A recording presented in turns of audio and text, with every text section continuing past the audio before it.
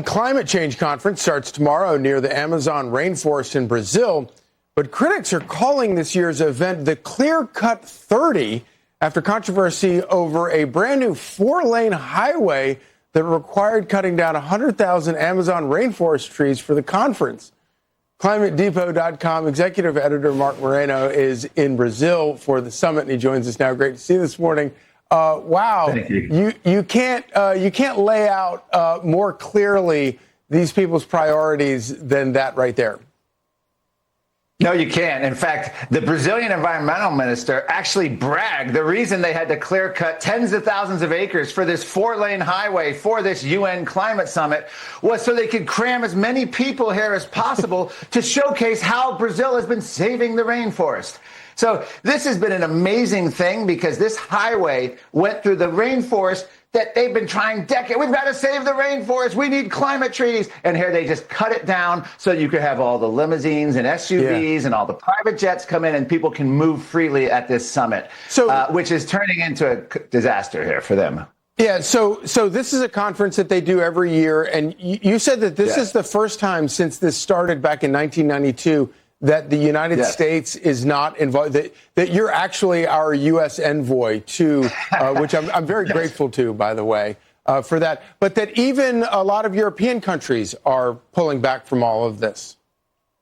Yeah, I call it the Trump effect.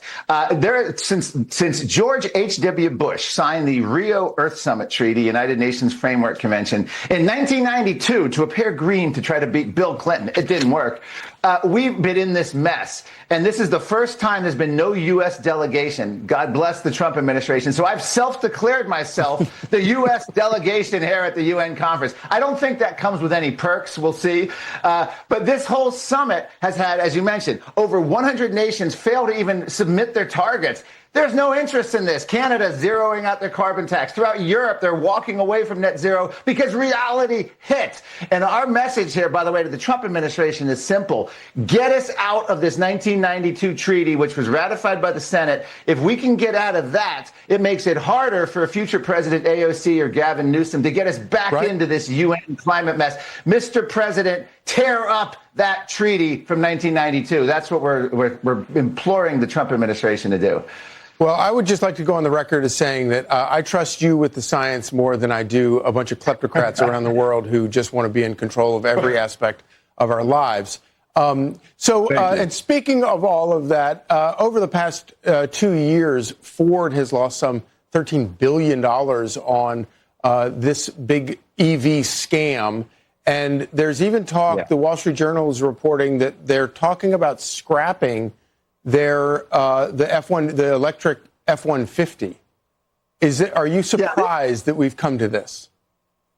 No, I mean, once you pull the plug on the subsidies, the gas-powered car bans, on all the tax credits, it's like we're watching an implosion. The Ford CEO recently said he expects half of the EV sales to tank after the cut has been pulled. Rivian is facing this.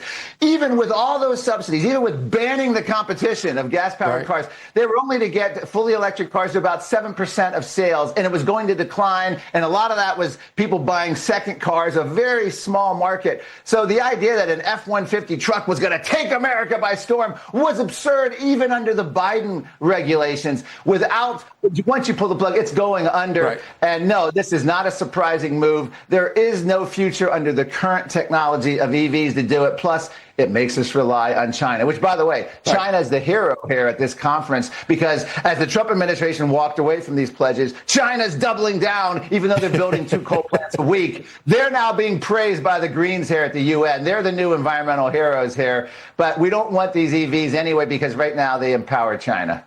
Well, we're very relieved to have you as our carbon envoy there in Brazil. Mark Morano, thank you so much for joining us this morning. Thank you, Charlie.